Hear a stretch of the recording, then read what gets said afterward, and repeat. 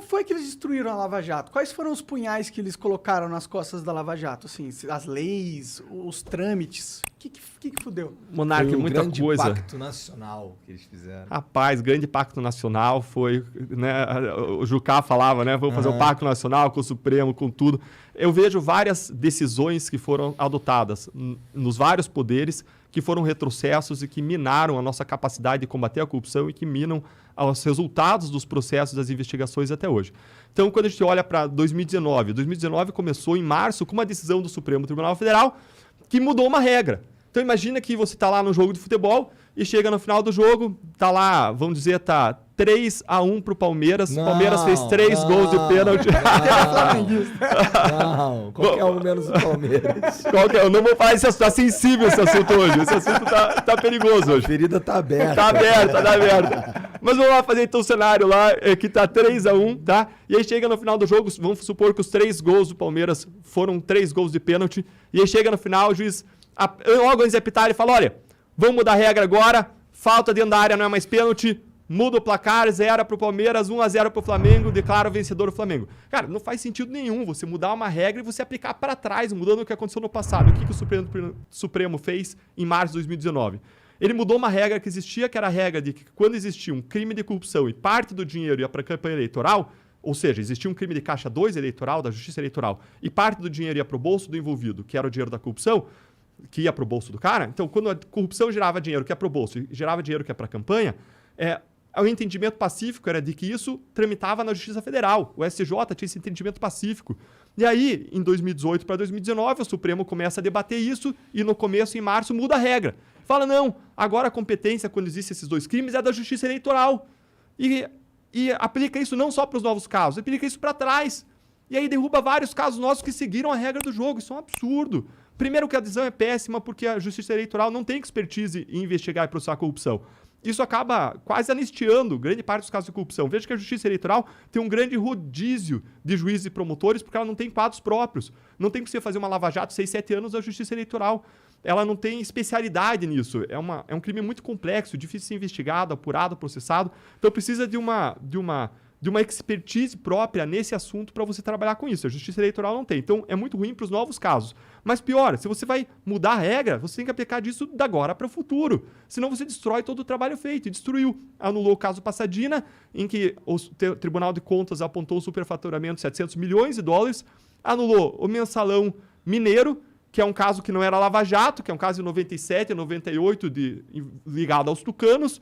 Anulou um caso da Paraíba, Operação Calvário, ligado a um governo do PT.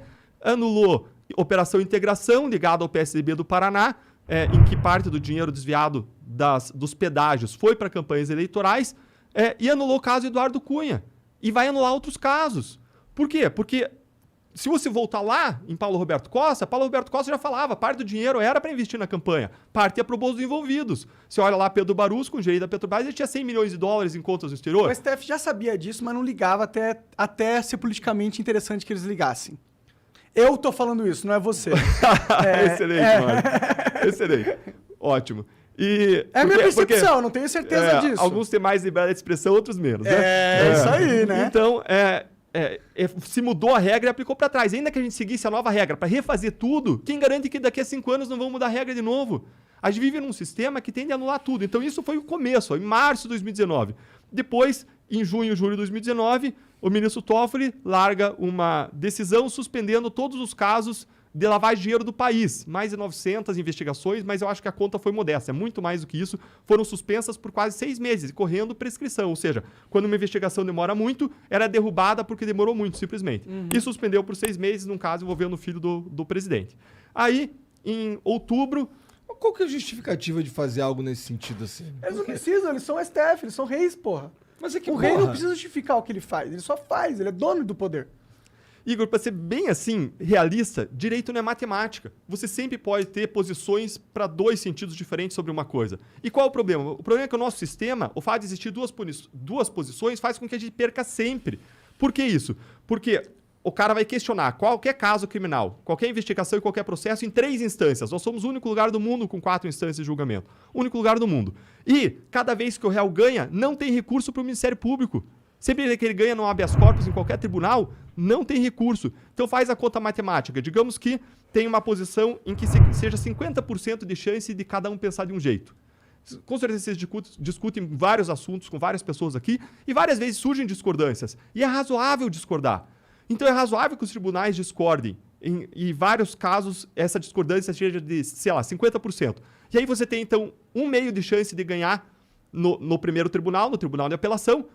Aí você tem outro 1/2 de chance de ganhar no STJ e mais 1/2 de chance de ganhar no STF. Só que lembre que se você perder em qualquer lugar, Ministério Público, sociedade, perde de uma vez. Porque você não tem recurso. Se o réu perder, ele recorre para o tribunal seguinte. Para você ganhar, você tem que ter, então, 1/2 vezes 1/2 vezes 1/2, uma questão de probabilidade. Então, você tem 1/8 de chance de ganhar. Ou seja, sempre que você tem uma questão em que os votos são divididos, as opiniões são divididas em 50% e 50%, a chance do Ministério Público ganhar o caso é de 10%. E o problema é que não tem uma questão controversa no processo. Tem várias questões controversas no processo. É só ter um bom advogado para levantar 5, 6, 7 questões controversas. Aí você faz a matemática. Qual é a chance de ganhar na primeira questão? 10%, 1/10. Qual é a chance de ganhar na segunda questão? 10%, 1/10. Qual é a chance de ganhar nas duas? Cara, praticamente nada. 1/10 vezes 1/10, 1/100. 1% de chance do Ministério Público ganhar. Então os casos são triturados. Essa é a nossa realidade. Nosso sistema é feito para não funcionar. Se a gente não mudar isso, a gente não vai acabar com a impunidade e não vai acabar com o problema da grande corrupção política brasileira. E aí, depois dessa decisão de outubro, depois dessa decisão do COAF, em que, com base numa discordância, o Toffoli ficou vencido, ele suspendeu isso por 6 meses, ele disse, não, o Ministério Público, o COAF não pode acessar informações fiscais, bancárias e mandar para o Ministério Público. Esse foi o argumento dele, tá? Contra toda a história de decisões de todos os tribunais, e ele ficou absolutamente vencido no Supremo Tribunal Federal. Tomou uma decisão totalmente fora da curva, tá? E aí você pode especular as razões, mas eu não vou especular aqui, vou deixar para o Monark, tá? E aí, em outubro, você tem uma outra decisão em que o Supremo cria outra regra e aplica para trás. E aí ele cria uma regra dizendo o réu delatado tem direito de falar depois do réu delator. O Supremo pode criar uma nova regra dessa? Pode. Mas, de novo, aplica para frente. Mas por que ele tá criando? Essa é a questão, né? Na minha opinião, assim. Por que ele tá criando esse monte de regra do nada? Claramente... Pra aplicar pra trás, pra fuder com os processos. Exatamente. O STF, na minha visão, ele age como um órgão em prol da corrupção. Tá ligado? Pode não ser a intenção deles, mas o resultado é esse. Agora, eu duvido qual é a intenção deles. Eu sou cético. Eu não acho que eles são bonzinhos.